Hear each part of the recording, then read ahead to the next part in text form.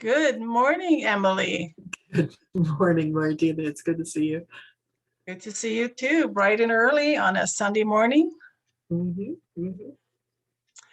So, Emily, thank you for accepting my invitation to have a conversation with me in regards to, ultimately, it's in regards to Evil Lurking, from Electric Chair to Kingdom Grace, a book that I'm working on. And but to begin with, Emily, I just want to let our listeners know that in the summer of 2018, I believe it was, I saw an advertisement in the Beaumont paper, and Ed, the leader of the club, he welcomed me, to sit in on a session or two, and just to see if I would like it. He warned me right away. He said, we will look at what you've done and we will critique it. And, you can't be a wuss, basically, you got to be ready to take feedback. And so, he gave me the guidelines and he just really gave me all the information I needed to know kind of what was coming my way. Right. And so for me, attending this club was a step of faith, Emily, because honestly, I didn't think I had anything to give as an author, right? I know I'd published a book before and I had lots of help in putting these couple of pages into a book, and I'm always thankful to the people who helped me. And I then published another book, a song book. And so it's not like I hadn't published before, but my thought was, yeah, I have nothing to offer. And so, and the other thing is, I did not think I would be welcome because all of my writings to this point include some form of spirituality, right? Like I discuss the way of salvation, inner healing, recovery from addictions, and mental health issues. And so I was a little bit worried about how people might label me or look at me, and I was very surprised at how I was received and how the author in me was received. Um, for me, I have to say to you, and you know this because you're a part of this club as well. Um, Participating in this club, taking all the punches, and some of them hurt, and then working on the suggested improvements, I believe has made me a better writer. And now I do call myself an author now. Um, One of my highlights, Emily, of this group is that I met you, and how you just love my work. I mean, you just blessed me so much because you were so fascinated by anything I sent your way, whether it was an assignment. I was in seminary. I was working on my Master of Theological Studies, and I sent you some wild stuff, and but you were just so fascinated.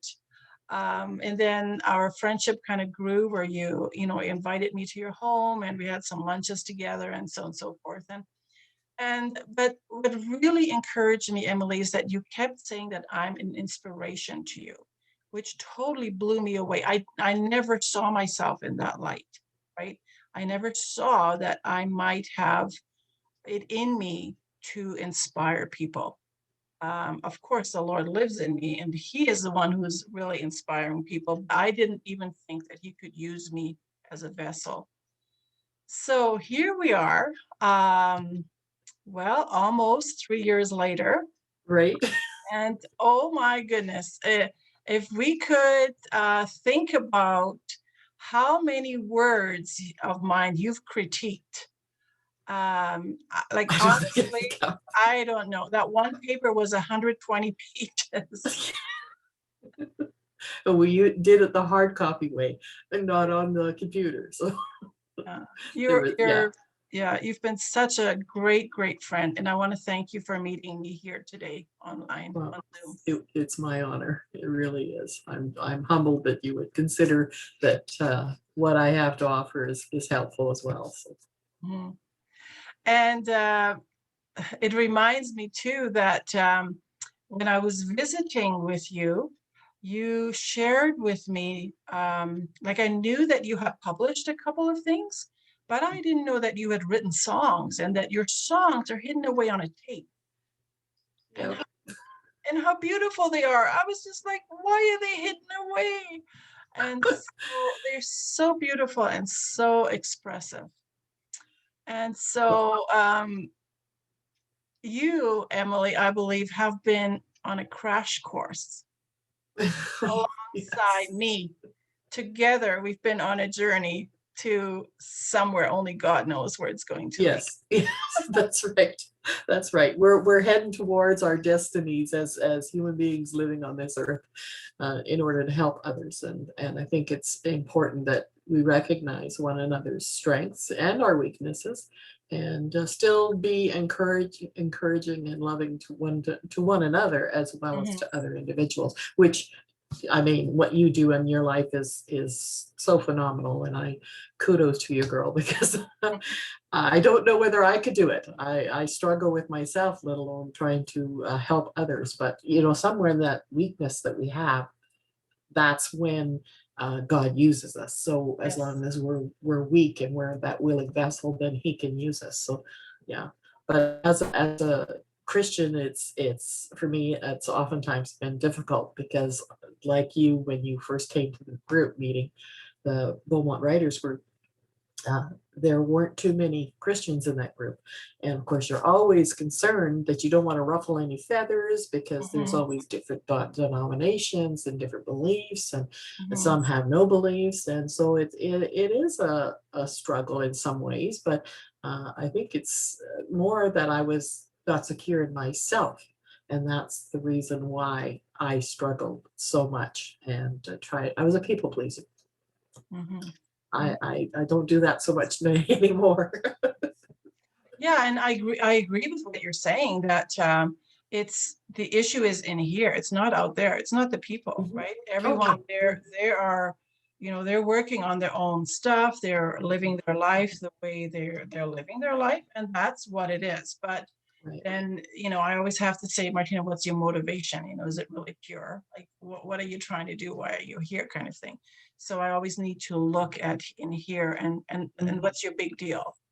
You Right, know? exactly. I hear you. I hear you definitely. Yeah. So, So I'm hoping, I haven't asked Ed yet, but I'm hoping to interview him soon. that could be an interesting one. I'd like to be a fly on the wall.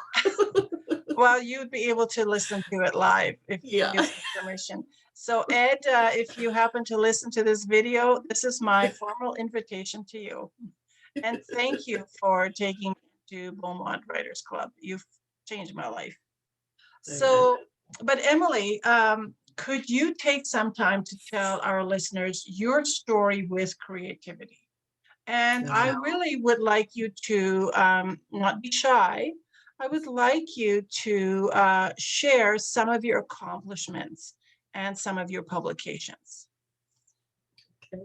Well, this is quite interesting because, like, I guess I've been writing poems and trying my creative side since I was very young. And I was in my early 20s when I wrote my first long song. But you know what a foolscap size a page is?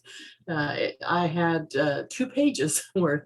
And when I initially allowed someone, and this was BC before I accepted the Lord into my life. Mhm. So I was at a small bar in Brandon, and I shared it with this local artist, Mhm. and he says, well, I love the words and everything, Emily, but it's too long for a song. Mhm. So because songs range between 2 and 3 minutes, there's not too Yeah. much. So of course that was my first attempt, but it was very therapeutic to in fact, I don't even have it on my computer. I've got it somewhere on these long foolscaps pieces of paper.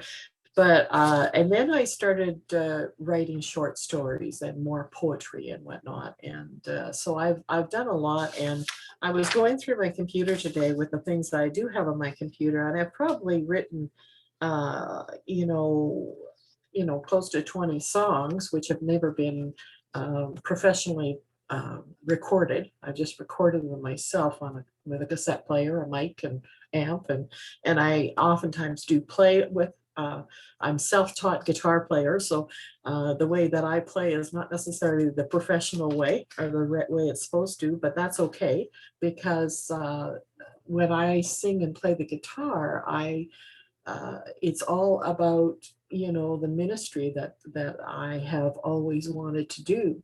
And I think I had sent you a copy of what happiness is. What is happiness? I think it was the name of the short story, and it actually is the real life of what actually happened to me when I was fetching the cows on the farm in Oak Lake. I'm originally from Oak Lake, Manitoba. So, and I lived in Manitoba. I'm kind of going all over the hair place here, but I lived in Manitoba up until the age of 58. I am now 66, so I moved with my husband to Leduc area so that he could continue and he didn't have to you know, what do you call it? I can't remember the word, but to commute so much, right? Because he was right. commuting a lot. Because with his job, he worked so many days and then he would fly home.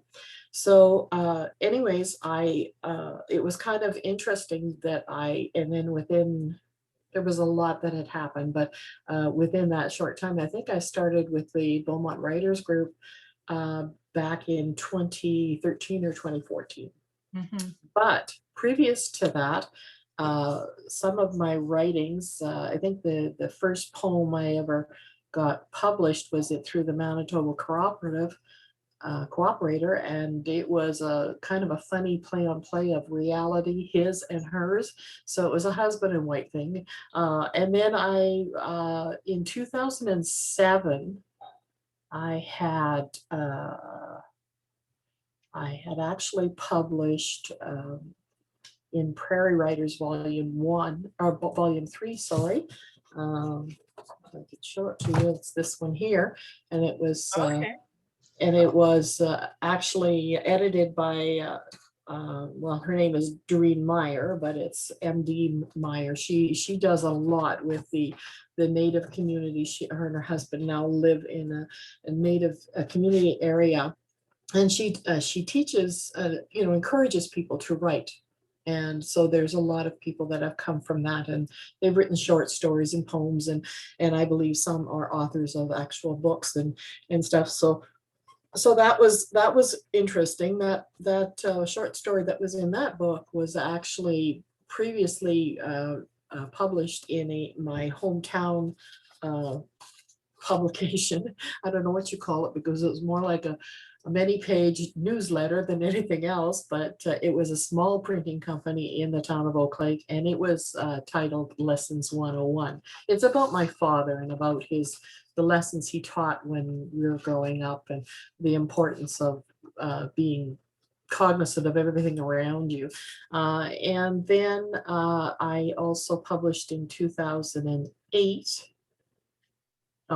Sorry. It was there was also 2005 or 2007. I haven't figured out which it was. I published in Christian Weekly, and it was off the analogy, don't throw the baby out with the bathwater. So it was called Baby, Bathwater, or Both. So, and that was a controversial one because it was in regards to the homosexual strain, whether you're gay or lesbian or whatever, and it dealt with a lot of personal issues in regards to some family or extended family members. So that was quite amazing that got published. I didn't get that much feedback from that, but anyways, that's okay. Then in 2008, I actually had some articles published on, there was a 1957 Plymouth Plaza that my dad owned. So I had pictures as well as the story behind it. And then with the 1973 and the 1970, the Plymouth Roadrunner was the 73, and the 1970 was the AAR CUDA, which was owned by my husband, Gary, my present husband, Gary. And that was those were published in the Plymouth Car Magazine, which is in the States as well as in Canada. Wow. So that was pretty awesome. I did win a prize for a short story called Love and Laughter, or Laughter and Love Continues, and that was through Bookus Publishing. And then the gentleman that works with Bookus Publishing, he's actually Ed's son, Will, out of Calgary. He actually helped me through Create Space out of Amazon to self-publish Romping with the Big C, which is the biographical story.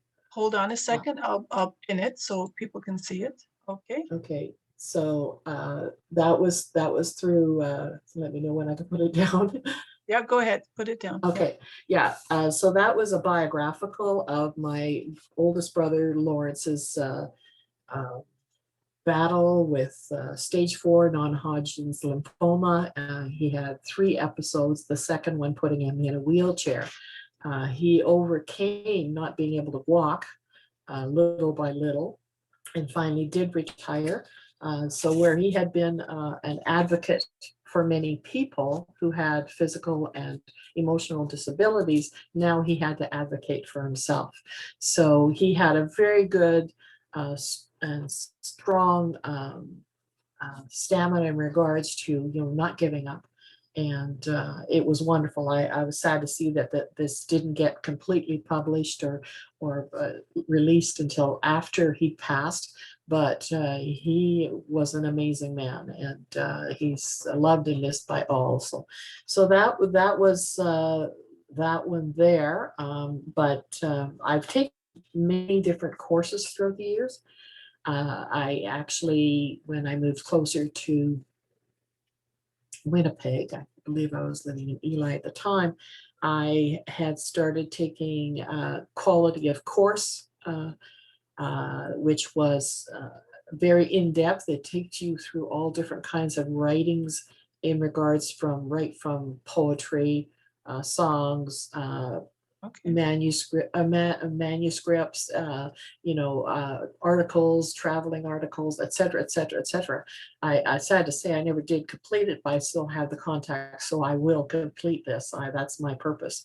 I also took a creative writing course through, what they call it, extended or adult learning Okay. through Yeah. the different colleges or high schools, Yeah. and I really, that was where they were doing they would give you a topic. They would give you the first few words of a sentence and you had to write. And so it was quite interesting, and I loved it because it got my creative juices running. Yeah. Then I went into a manuscript critiquing course, which was by Doreen Myers in Winnipeg. And I thought was doing pretty good with the number of pages I had on this manuscript, which was Romping with the Big C. But I was soon to find out that I didn't have enough words to classify it as a book. So I had to really dig deep and work on that. So from there, I actually became before that, I actually became a member of the Manitoba Writers Christian Association. Manitoba Christian Writers Association is how it's said, and that's where I learned a number of different things, but they weren't into books, novels, and that's where my heart led. I wanted to be able to have a book published that could take in a lot of different things, and of course, my heart has been leaning more to lessons to be learned, through your words. And so that's been very good. Then I took, I've always struggled right in junior high as well as high school in regards to grammar and sentence structure. I mean, I was okay with my spelling, but I didn't understand the technicalities behind the grammar and the punctuation. So I decided I would take it just one step further.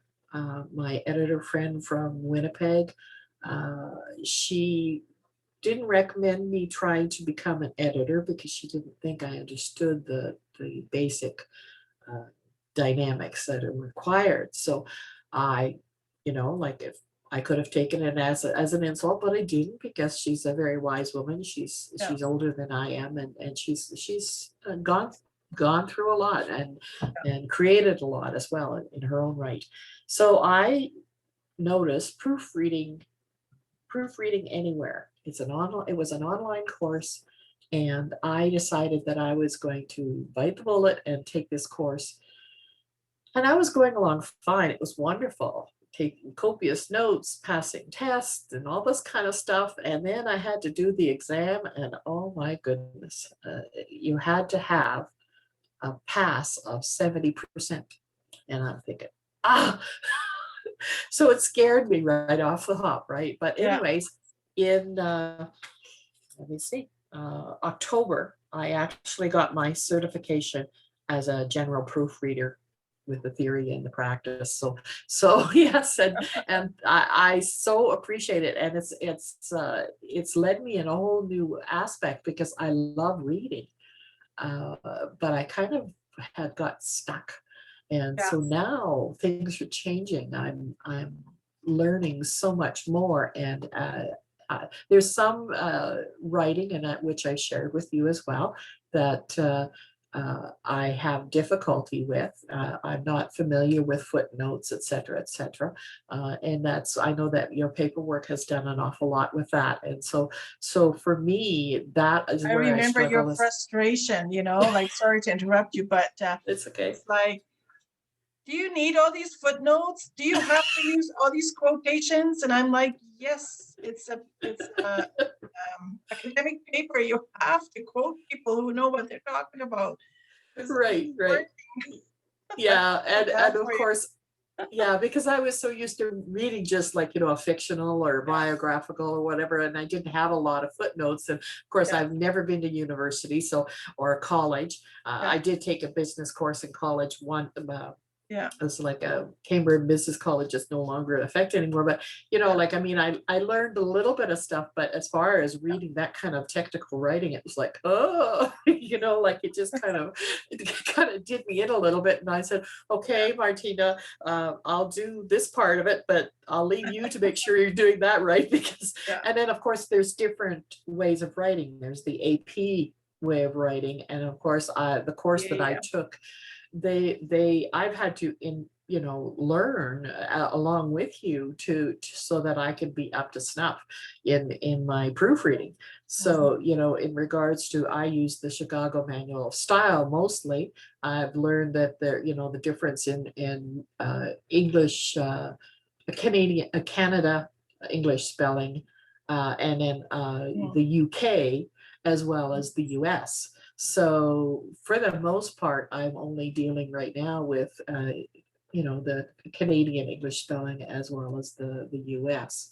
I don't know whether the terminologies, and what amazes me is the way that people from different cultures write.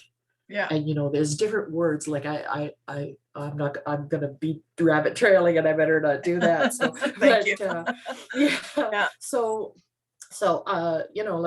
there's been a lot that has been going on, but I really enjoying the challenge in the different genres that I am proofreading. And I like I said, I critiqued in the Manitoba Christian Writers Group, and then when I became a part of the Beaumont Writers Group, I critiqued them as well, in their creative pieces as well. And there's different ways of people that are writing, and what their stories are about, and some of them are so powerful. And Evil Lurking, from Electric Chair to Kingdom Grace, is by far, for me, very challenging, because it's also dealing with my emotions and my own beliefs, and it's triggering me to really think deep and hard. And I think that's why this whole journey has been transformational. It's just been phenomenal. Yeah, before we talk about Evil Lurking, because it seems like we're about to go there, I just wanted to say, Emily, normally I don't mention names, unless there's just a couple of names I've mentioned, but I really like to mention the Beaumont Writers Club because I am so appreciative of what help, of the help I've been given there. And Great. so, and so I do it out of honor. And I believe Great. for you, it's the same thing, because Yes, it normally is. I wouldn't, use the names, but Right. it's a point of honor. Okay. Right. Exactly. So I just wanted to add that. And now, so you've seen Evil Lurking Yes. from Right its from the beginning. initial conception, which was basically a stream of consciousness experience, right? It came to me while I was taking two different courses. And it just came to me. I didn't know what was happening. Much grace was given to me, even in passing Christian ethics course. I should have failed it, but because of the stream of consciousness stuff, I couldn't concentrate on what was going on. And so I'm very grateful that I was given grace there. But certainly this entire book is based on Christian ethics. It's based on what I learned, some of what I learned in that course. But more than that, it's about people I've been in contact with through the years, stories that I've heard, whether it's my own story and I just created a character that would tell my story, or whether it's the story of people I met. And so it's definitely very, very dear to me, very dear Mhm. to me. And thank you for bringing it this far. Um, so you've Yeah. seen it I from its yes. conception. I have. And I know that you struggled lots of times, and I tried to stay encouraging because you were an inspiration. Because of the things that you were writing about, it made me realize that, where people had poo-pooed my initial construction of even Romping with the Big C or other items that I had written, there was some very strict ways of looking at things, but at the same time, what I needed was an encouragement to keep digging deep and keep sharing what I totally believed within my heart of Yeah. hearts, because of the abuse and struggles that I have had to deal with throughout my life, Mhm. with family or friends or peers or whoever it happened to be. Like even to the physical abuse, whether it was emotional or physical, it didn't really matter. It was still very hard, and I see other individuals, and my heart hurts for them because I have had a semblance, maybe not as harsh as what they've experienced, but I have had a semblance of that abuse and the travesties that go on between human beings. And so for me, this project that you were working on has been very revelatory, as well as instigating myself to push forward and be and do what God wants me to be. And that's the only way I can describe it. And not to sit back and let it slide like so many people, if something happens in your neighborhood and you just kind of look the other way. That's not right. That's not acceptable. And even angrier is when I got angrier is when the revelation, I mean, I'd heard stories from Native friends and Métis friends about the horrors of either coming from a residential school their relatives had been in, or a friend that was put in the foster care system, and the horrors that she went through, and she never spoke about them. I got to lead her to the Lord eventually, but the struggles that she's gone through, and she lives with such peace and grace now, is just wonderful to watch. God is so good. And for those individuals that struggle to reach out to the unseen God that we know. It's all a matter of time, and your destiny will be revealed. So, I'm sorry I keep harping back to that, but this Yeah. book is You're very, a very preacher at powerful. heart. Uh, you Yeah, know, yeah. and sometimes my words get away from me, and the emotions start to flow as I'm wiping tears from my eyes here. Yeah, I know you had it was a big challenge for you to answer the questions in the workbook. They Yes, really struck to your core. right. Yeah. Yeah, and that was, and I didn't go back to look at all the different answers that I gave proposed to the in the questions, but I found it difficult for myself because when you're given a scenario and you have to make a decision whether what is right and what is wrong, and depending on your own teaching, the traditions you've grown up Yeah, with, or the yeah, teachings you've learned throughout the years, it can be quite a struggle to actually make a stand and say, enough is enough. I'm not going to do this anymore. I'm not going to stand by the sidelines.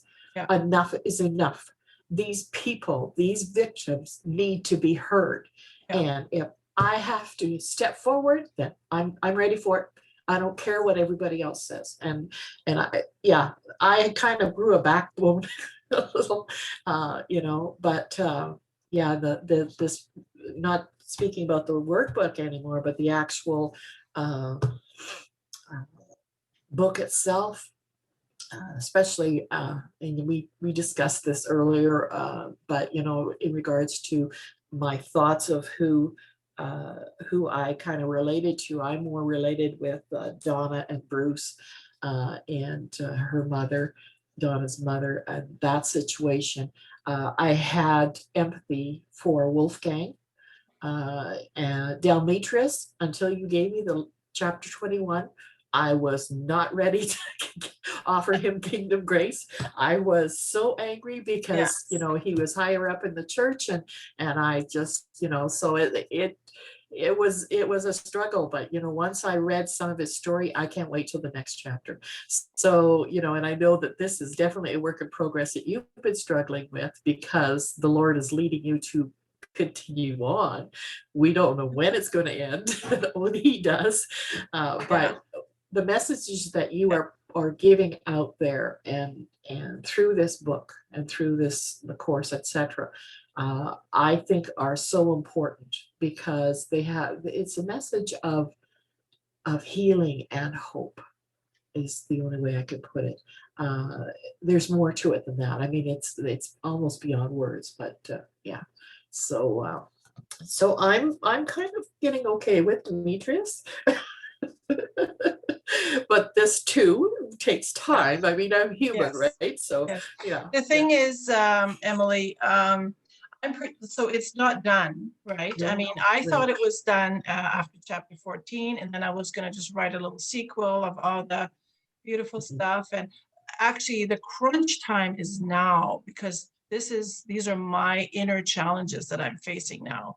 right. And so I don't at all want to portray that Demetrius's actions were in any way okay, because they're not, right? No, no, no, He no. murdered, he set up people falsely, to be blamed for crimes they didn't Yeah, commit that he did, right. and so so all in him being one part, this Christian leadership person, but on the other hand, someone who's doing really evil things. And so Exactly. his behavior is not acceptable, and his behaviors are punishable. The Right. question is there a chance that that God would extend him kingdom grace? Oh, always. That's the question. Always. And I mean, because we know God as a loving God, there are things that throughout the ages that he has allowed to happen, or Mhm. set things up to happen, but there is a purpose in the long term of it. And everyone is, everyone, each individual can receive kingdom grace. Mhm. Uh, I could not judge an individual rightly, because it says, judge not lest you be judged in like measure. Right. So for me, I think that in itself, that kind of goes back to my own story, is uh, I didn't realize that for close to, I guess probably close to, because my only fond memory of it as a child was when I was around 5 years old. Mhm. Uh, so, and then there's a lot of blank areas, but I didn't realize that I had been judging myself, that everything that had happened to me or to others around me was all my fault. So just recently, in the past week or so, I've actually, asked God's forgiveness for being so judgmental, as well as I've sent love and forgiveness to those individuals that I felt I was responsible for. I'm not responsible for anyone. I'm responsible for myself, Mhm. but I am not to judge myself. So the self-judgment is a biggie, and I think a lot of people, when they're living in the horribleness of their situation, they tend to have self-judgment, not only, not the other way around. Like, so it's very intricate, but yeah, for me to say that, Demetrius, I'm not liking him too much, well, that's the truth. But, for me to say that he's not worthy of kingdom grace, that is just totally wrong, because who am I to judge? You know, Yeah, and I I, think my stance toward him softened because as I'm, still writing and working on this, I'm thinking back and realizing, okay, yeah, he did those things, but right, there's a softness toward, when he was listening to Pastor Carley's message, there was a softness in his heart. Like yes, he was really wondering, okay, what am I missing? Like there's something missing in me. And right, so, and so it's just that softness that I'm trying to explore and where is that coming from? And as I right, further develop his story now, there's some things I shared with you the other day that I think will be part of his story. Um, uh, I'm not going to talk about it today. I don't think. no, no, But then again, it just creates more of a softness toward this person when they were a child, when they did experience all those horrors, or Mhm, when they were a teenager and they went through those terrible situations, where their character was built, where their propensity to sin, mhm, to love sin, right, maybe was excelled, and where they would, their eyes, taste buds, everything, would be so aware to, oh my gosh, like even down right, the years, he says, why is sin so much fun? You know? And so exactly, exactly, as I'm yeah, continuing to explore that, we will see really, um, what and who does his character actually represent? I'm curious. right. So, Yeah, and as it is unfolded within you, so that you can put it down on paper and in the words that for the lessons to be learned, mm, we also have to in within ourselves. Like, I know after I became a Christian, I went for Christian counseling, and this wonderful lady out of I believe she lived in Brandon, but she used to, like, I was upset, and I was crying, and I was angry at God, and I said, why does God allow these things to happen to me? Why did I have to go through all this? And like you've written in the book, was that the one thing she always said, she said, and she had to repeat it a few times, Emily, out of the ashes you were is the ministry you are. And so her repeating that, now I always have to remember it. She's gone home to be with the Lord now, but wonderful Christian woman that knew so much and had so much compassion and empathy, mm, and just I grew so much through her. And so, and there's many people that have touched my life, but like it's so important to understand that even though that you've gone through really crappy things, there's a reason for it, so that you can, just like, you can be a ministry, have that in your ministry, because you have the empathy, you do understand. Counselors that have never experienced the things that they deal with individuals, I don't feel, well, I'm not going to say, because I'm not going to judge. There's a reason why they became counselors, just like there's a reason why certain individuals became ministers or Yeah, pastors. yeah.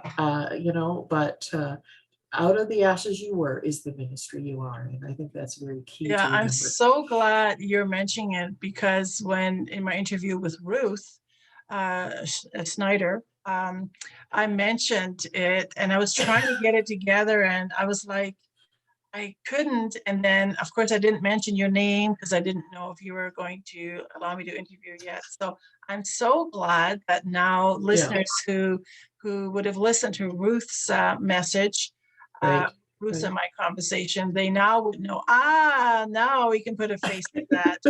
And now we know the exact words. right. So, Yeah. and that is true. And um,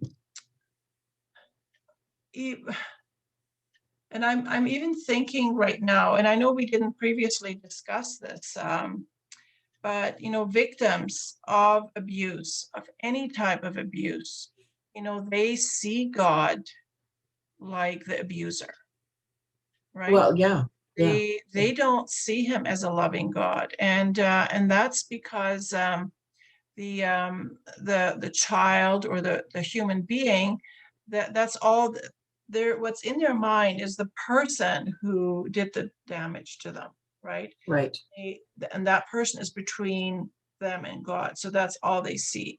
And so really that's why we're talking about reconciliation, like Barry right. offers reconciliation and forgiveness workshops and so on and so forth. And forgiveness is really important. However, I know some people like to say you have to forgive, or you can't be forgiven. Okay, that's true, but let's be realistic. Okay, Right. if somebody harmed me, as much as some things that were done to me were really it changed my life, it terrorized me. Okay, I'm not able to forgive that person just like that. No, no, I can make the choice to forgive. I have a yeah. willingness to forgive, and I say, okay, God, I'm willing to forgive this person. I'm sorry, it's still stuck in my heart. I can't get rid of it full, Mhm. because it's a process, right? Would you agree with what I'm saying? Oh, yeah, definitely, definitely. And the thing is that I think we're coming at it through a spiritual aspect, but there are individuals out there that have never been taught anything about God and or the universe or the creator or whatever you want to use Yes. terminology you want to Yeah. use. And so for those individuals, that's a whole different ballpark. Right. And what I have just glimpsed a little bit about what you do, Martina, with the art emotive, like the emotive art, Mhm. etc. I am intrigued with that because like I mentioned the other day, I do not connect any kind of healing within me to what I put on paper because I love to do portrait sketching and stuff like that, not necessarily landscape because my perspective is a little bit off, as my art teacher told me in grade 9. So, like I'm gleaming different things. So, but I see the nature that's out there, and I know that there are different ways of healing and whatnot. So, but yes, I definitely do agree. One other thing that I had thought of Maybe, is kind maybe of before you share that, let me just explain to the listeners that with expressive art, something I learned from Dr. Marcus is that it's about low skill but high sensitivity, right? So I right, may have low skill in painting that landscape, okay, but I have a high sensitivity, like the cover of Evil Lurking. Okay, there is an entire story about how that came to be. It's a Right. landscape, and by accident, I painted this tree would look brown, and it has looks like a bird on it. And all of a Mhm. sudden, and I chose it to be the cover, not realizing what was all going to happen in Evil Lurking around that spruce tree. I had no Right. idea. So that's Right. what we're talking about. We're talking about low skill. Okay, my paintings are not, I'm not a Van Gogh, but there is a high level of Me too. sensitivity, Yeah. right? And a high level of inner healing that flows through us as we express, right, what's within Right. us. So that's It's what I so love about being a creative person who is encouraging others to create without worrying about their skill level, you know, right. but being sensitive to what wants, what words want to come out, what pictures want to come out, and just do what wants to come out because that's your story. The healing comes with that. If you want to build on your skills, man, there's lots of ways to learn new ways Right. of Right. getting to be a better painter. But it's all about expressing the inside of it. Yeah, and I think with my journey, what's also going on too, like I remember a friend of mine, she'd been painting and it was a lot of shadow, a lot of dark. And I just loved it. She was going to throw it away. Her mother absolutely hated it. And I said, no, Oh, no, basically black silhouette with a little bit of color behind. And I loved it, but I've always loved that kind of stuff. mm, But I do have a disconnect in me in regards to the sensitivity, the even though my heart is sensitive to all others, when it comes to myself, I struggle with that connection between the art and that in me, or even when I have just learned to continue, but maybe meditation in a different manner, but I still struggle with hearing what God is trying to tell me when I'm in those states. But that's, I think, key in regards to how deeply I am calming myself, and and it's kind of scary, but at the same time I know I've got to do this. So God is teaching me in so many different ways over the last 2 or 3 years specifically, and you were the beginning of my change in the relationship with God.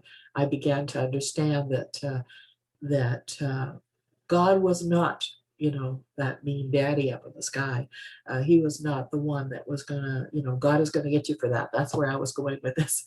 yeah. Um, as a child, if it's okay for me to share, as a child, we had catechism in our small town, and then the nuns would stay at our farm. And one specific nun I got really, really close to. She was absolutely a beautiful person, and I was, I don't know, between 8 and 10 years old. So, but the other nun, I think it was that same year because we had quite a few different years. Yeah. But the other nun had said to another child, "God will get you for that," Mm, and that just struck a fear of so much magnitude within me that I was absolutely terrified. So, I mean, I did things like, how there's people that work for their salvation. Well, I did all I could, short of, except for becoming a nun myself. But, the one nun on the one hand helped me, because mm, I had always believed in God, I guess, as a child, but I never really made a commitment to ask Jesus into my life because I didn't know really. yeah. I didn't have that personal relationship with Jesus until I was in my late 20s. Life goes on. Yeah. Yeah. So, but yeah, so yeah, that there's, and I know I had a poem and a song to share, but I'm not going to share it because I think we've touched on a lot of different areas, and unless Well, you have if some it's other okay questions. with you, you mentioned to me yesterday that you were very much uh, you had great feelings for Teresa, the nun, the Teresa from Evil Evil Lurking. Yes, Yeah. Are you yes, okay to talk yeah, about that or? Yeah, and I think it was because of my, affiliation or relationship with the nuns that would come and stay at our place. And of course, we'd see them in the classroom, and they were different. I mean, I would walk with them when they would have their times of silence with the Lord, and I learned to just walk alongside with them, and and I felt, for the first time, I guess I was more at peace with them than I was with anybody else. I never did to become a nun, because as teenagers, we tend to stray along a different path, but I really felt for her because the horrors. But when I further read along the story, like, I mean, I was upset with Wolfgang, even though I had empathy towards him, but the horrors of what Teresa had gone through, but what she had done in the church, it was like, I mean, we're raised at least I was raised in a way that, you honored the nuns and the priests. The priests were, Yeah. Closer to God than anybody else, I mean, that's the Yes. way it was taught. But I never, I began to, growing up, I began to understand that they're just people, Mhm. that they're fallible as well. Yeah. But my sense, and then when I found out what Demetrius actually did and set Wolfgang up for her murder, Yeah. and then all the rest of it, it was like, and I'm not going to give too much away of the book, but No, we I mean, can't. it's gripping, and like I said, it's very, Yeah. very powerful. And I mean, it can go so many different ways for so many Yeah. different people, but stand in it and Yeah. walk through it, and give yourself time to Yes. process every single detail, because you will receive the healing and the hope in your life. Mhm. And I'm And I gonna think cry. it's important to me that and honestly, I didn't plan this. Again, it just developed, right? That Right. males and females are evil. Yes. It's Yes. not only the male species. You know what I'm Yeah. saying? There Yeah. are women too, and so it's really important that that is portrayed as well. Right. And so thank you for sharing that part. Yeah. And I specifically like that you keep reiterating that yes, it's a tough book. It Yeah. really, makes you feel deeply, Right. and but healing is possible as you keep working your way through it.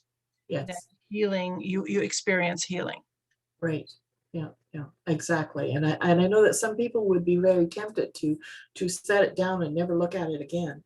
But just as that video you shared with our new little writers group, I Mm, was so touched by that video as well, and I've yeah. actually reshared it on Facebook myself. But it's just the reality of, it's our choice. It was my choice to pick up such and such a book. I don't know why I picked up a lot of books that I have in my library, Yeah. my bookcase. I have gotten rid of a number of them. Some I will refuse to get rid of because they are so powerful.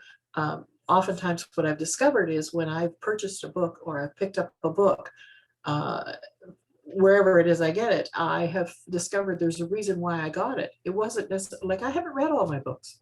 It was Mhm. because it was meant for me to give to someone else. Yeah. So Yeah. it's like a book ministry over and above, but just to Mhm. help someone. If I can't help them, then maybe they can glean something from the book that they read, or like, for example, what yours is going to do. It's already done in some of the lives of the people that have read it already. Yeah. Me being one of them, Yeah. very key one of them. So yeah, I definitely, I don't have anything negative to say. It's just very thought provoking, and gets to the core, and has you seek out more of what is deep, deep within, that light needs to be brought, and for healing, for ultimate healing, so that we can be at peace and love one another unconditionally. There's just so much, so much, so much. Mhm. Sorry, I talked too Well, much. thank you, Emily. I would like to offer you an opportunity to share either a short story or a poem to Okay. our listeners before we end our conversation. Is there something you have ready for us? Or even, Uh, actually, I wrote a poem for a women's group. They had a tea, a Christmas tea. And this is often what happens. The groups that I belong to or have gone to, they ask me to share a poem or a song. And so I've written a lot of stuff, whether they're correlated to a scripture or not. But this one's not correlated to a scripture. But, and I know it's not Christmas anymore, but this one I call it an ornament for Christ. During this time of year, some of us celebrate Christmas by decorating a tree or a room. The strings of lights and ornaments can be similar yet different, simple or strange.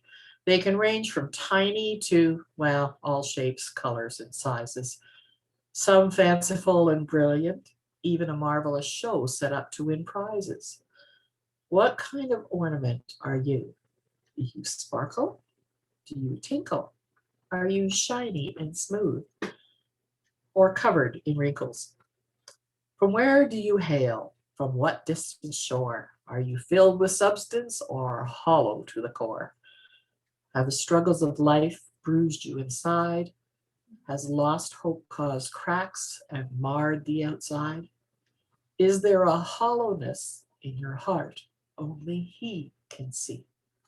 Have you allowed Him to make you all you can be? Has healing and wholeness sprung up from within? Does your light shine bright, or is it still dim? Is it because of the mask or covering of clutter, the glitter, the sparkle, or opaque color? Are you willing to let His story be told of His healing and making you whole? Revealing the changes for all to see, the person you are, the one you were meant to be. He created you with unconditional love. And as you are willing, the changes inside do come from above. He transcends the struggles of your daily plight, shining forth His creation in brilliant light. His reflection in you proclaims truth and love to a world in desperate need from above. A unique ornament that you can be, revealing His fullness and beauty so free. Shine, sparkle, make a public revelation of the wondrous and true transformation. Choose to display that the world can see, be an ornament for Christ, so they might believe. what a beautiful way to end the conversation. Yeah. Thank you for joining me, Emily. Thank you for asking me. It's been fun. Not as nervous as I thought.